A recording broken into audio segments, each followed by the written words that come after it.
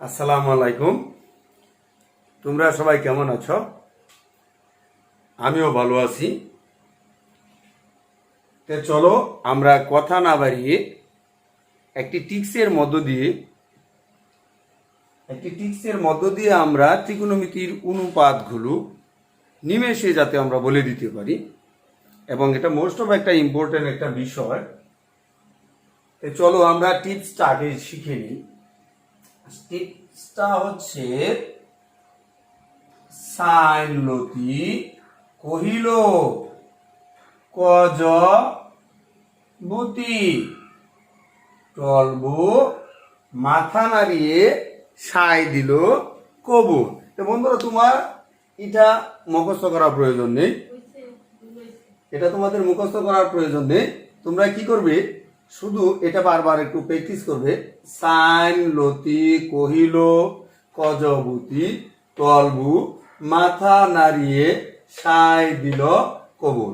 তা বন্ধুরা, তোমরা দেখতে পাচ্ছ আমরা এখানে আন্ডারলাইন করে রেখেছি সাইন লতি কজবতী টলবু। আমরা শুধু এই গল্পের মধ্য দিয়ে এই তিনটা নাম মনে রাখবো, তাহলে আমাদের কাজ শেষ।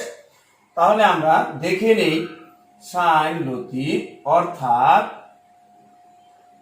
সাইন থিটা সমান, যেহেতু সাইন লতি প্রথম যেটা থাকবে সেটা হবে কি উপরে, অর্থাৎ লতে হচ্ছে লম্ব,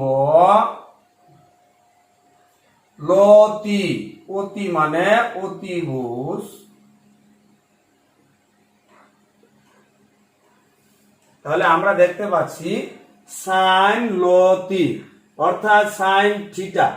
প্রথমে অক্ষর যেহেতু ল রয়েছে তাহলে লম্ব, লতে হচ্ছে লম্ব, অতি হচ্ছে অতিভুজ, তাহলে আমরা বুঝতে পারছি সাইন থিটা হচ্ছে লম্ব বাই অতিভুজ, অর্থাৎ সাইন লতি লম্ব বাই অতি কে সাইন লতি, অর্থাৎ সাইন থিটা সমান লম্ব বাই অতিভুজ। কহিল আমাদের প্রয়োজন নাই, কজবতী অর্থাৎ কস থিটা। এখন বন্ধুরা, তোমরা দেখে বুঝতে পারছো যে কজভূতি মানে কি, রাইট, তোমরা ঠিকই ধরেছ।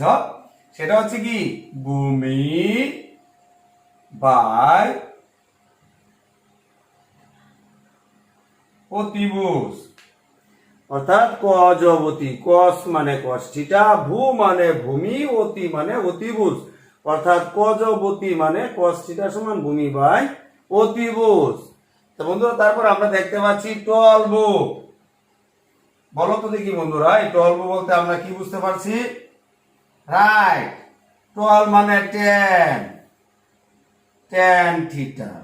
এখন বলো টোতে হচ্ছে ট্যান থিটা, পরে আছে লম্ব, প্রথমে যেহেতু ল আছে এই জন্য আমরা কি করব লম্ব, তারপরে এই হচ্ছে ভূমি। তো বন্ধুরা, আমরা দেখতে পাচ্ছি সাইন থিটার অনুপাত লম্ব বাই অতিভুজ, আর কস থিটার অনুপাতটা হচ্ছে ভূমি বাই অতিভুজ, আর ট্যান থিটার অনুপাতটা হচ্ছে কি লম্ব বাই ভূমি। আমরা কিভাবে পেলাম সেটা হচ্ছে, আমরা এখানে একটা মন্ত্র লিখেছি, অর্থাৎ একটা ছোট গল্প লিখেছি, যেটা আমাদের জানা থাকলে এই সূত্রগুলো মুখস্থ করার কোনো প্রয়োজন নেই। তাহলে আমরা দেখতে পাচ্ছি কি সাইন লতি কহিল কজবতী টলবো মাথা নাড়িয়া সাই দিল কবুল। আমরা একটা উপমা সাজিয়েছি, এই উপমার মাধ্যমে আমরা এই সূত্রগুলো সবগুলো চট করে বলে ফেলবো। যদি তোমাকে কেউ প্রশ্ন করে বলো তো দেখি সাইন থিটা অনুপাত কত, তার পূর্বে তোমাদেরকে আরেকটি বিষয় জানিয়ে দেই, অনুপাত মানে কি? অনুপাত মানে হচ্ছে তুলনা করা। অনুপাত মানে কি তুলনা করা। তাহলে আমরা এই তুলনা করার সূত্রগুলো শিখে ফেললাম। সাথে আমরা দেখে নিই সাইনের বিপরীত আমরা পূর্ব ক্লাসে দিয়েছিলাম। সাইনের বিপরীত কি ছিল? কোসেক। তাহলে তোমরা বন্ধুরা জানোই সাইনের বিপরীত হচ্ছে কোসেক থিটা। তাহলে কোসেকের অনুপাতটা কোনটা হবে? সে শুধুমাত্র সেটা কি হয়ে যাবে? উল্টে যাবে। তাহলে আমরা উপরে দিব অতিভুজ আর হবে বাই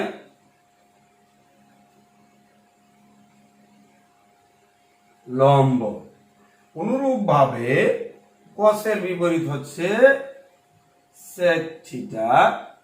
তাহলে কি হবে বন্ধুরা? হ্যাঁ, বুঝতে পেরেছি, তোমরা এটা বুঝে গেছ। অতিভুজ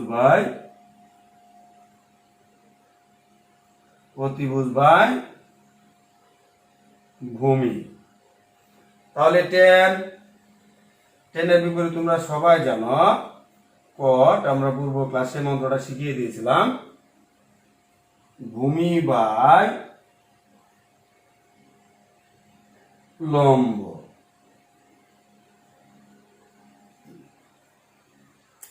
তো বন্ধুরা তোমরা দেখো,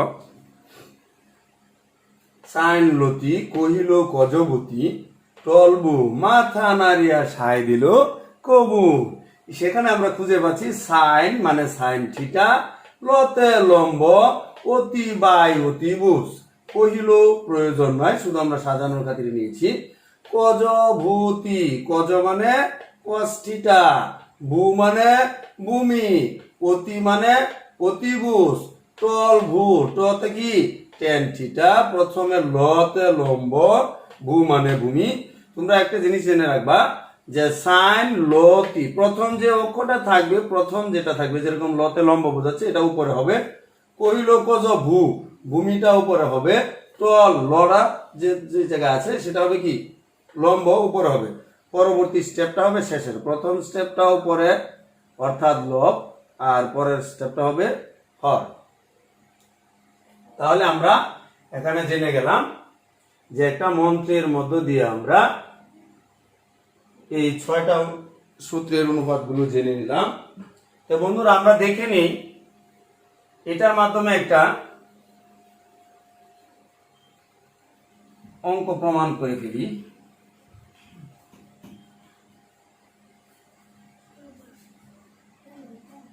কি মন্ত্রটা অনেক সুন্দর না? এবার দেখা যাবে তোমরা এই মন্ত্রটা বুঝতে পারছো কিনা।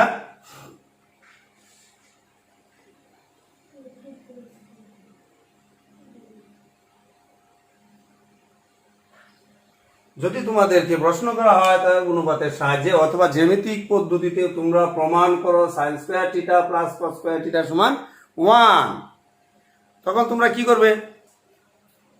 এই যে মন্ত্রটা তোমাদেরকে দেওয়া হয়েছে, এই মন্ত্রটার মাধ্যমে খুব সহজ পদ্ধতিতে সেটা করা যায়। তার জন্য আমাদেরকে কি করতে হবে? একটা জ্যামিতিক একটা সূত্র অঙ্কন করতে হবে। তোমরা জানো যেহেতু এটা ত্রিকোণমিতি, ত্রিকোণমিতি মানে হচ্ছে কি ত্রিভুজের 3 কোণের পরিমাপ, অর্থাৎ কি ত্রিভুজের 3 কোণের পরিমাপটাই হচ্ছে ত্রিকোণমিতি। ত্রি মানে 3, কোণ মানে কোণ, মিতি মানে পরিমাপ। আমরা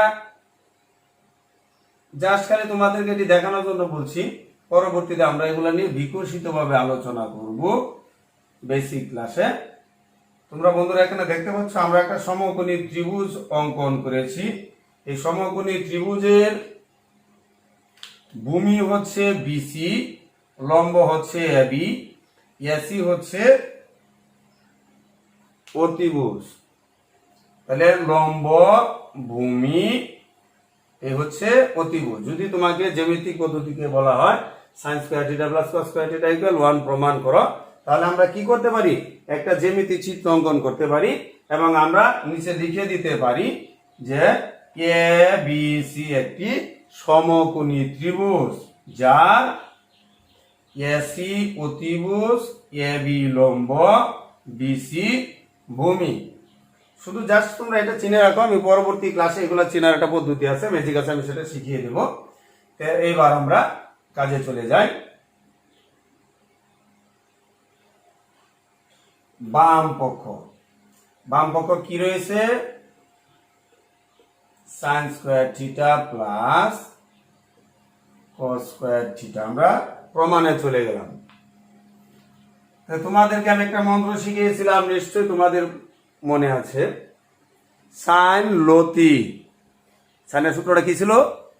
সাইন লতি অর্থাৎ লম্ব বাই অতিভুজ, অর্থাৎ সাইনের পরিবর্তে আমরা কি লিখবো, সাইন লতি লম্ব বাই অতি, লম্ব হচ্ছে এ বি, অতি হচ্ছে এসি, এই আমরা উপরে দিয়ে দিলাম স্কয়ার প্লাস কস স্কয়ার, অর্থাৎ আমরা আরেকটা কথা সেখানে লেখা ছিল কজ ভূতি, কজ ভূ, ভূ মানে ভূমি অর্থাৎ বিসি, ভূতি তি মানে অতিভুজ, এসি আমরা দিয়ে দিলাম স্কয়ার, অর্থাৎ এখানে যদি আমরা এটাকে বর্গ করি AB square by AC square plus BC square by AC square.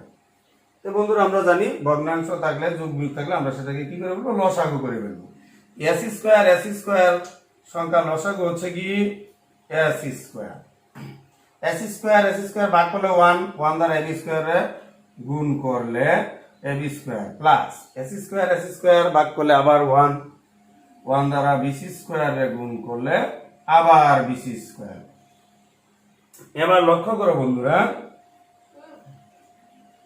এই হচ্ছে AC square, A B square plus BC square, অর্থাৎ A B square plus BC square সমান হচ্ছে এসি স্কয়ার। কেন? আমরা পিথাগোরাসের সূত্রে শিখেছিলাম যে লম্ব স্কয়ার প্লাস ভূমি স্কয়ার সমান অতিভুজ স্কয়ার। সেই পিথাগোরাসের সূত্র মতে আমরা লিখে নিয়েছি লম্ব মানে A B square plus BC square, লম্ব স্কয়ার প্লাস ভূমি স্কয়ার সমান অতিভুজ স্কয়ার। সুতরাং এই দুইটা সংখ্যার পরিবর্তে আমরা লিখে ফেলেছি কি এসি স্কয়ার। এসি স্কয়ার ভাগ করলে কত থাকে? 1, রাইট, এই হচ্ছে 1। তা আমরা পেয়ে গেলাম বাম পক্ষ সমান ডান পক্ষ 1। তা আমরা লিখে নিতে পারি সমান ডান পক্ষ। যদি এটা বলা হয় তোমাকে প্রমাণ করার জন্য, সেখানে লিখবে যে বাম পক্ষ সমান ডান পক্ষ প্রমাণিত। আর যদি দেখাইতে বলা হয় তাহলে সেটা লিখবে দেখানো হলো। তাই বন্ধুরা, তোমাদের এই টিপসটা কেমন লাগলো তোমরা অবশ্যই কমেন্ট বক্সে জানাবে। আর তোমরা যদি কোথাও এখানে বুঝতে অসুবিধা হয় আমাকে অবশ্যই জানাবে। আর নিয়মিত আমার ক্লাসগুলো দেখবে, কারণ এক একটা ক্লাসের সাথে আরেকটা ক্লাস জড়িত রয়েছে। একটা ক্লাস না করলে পরবর্তীতে আরেকটা ক্লাস করতে তোমার সমস্যা সৃষ্টি হবে। আজকের মতো তোমাদের ক্লাস এখানেই শেষ। আল্লাহ হাফেজ।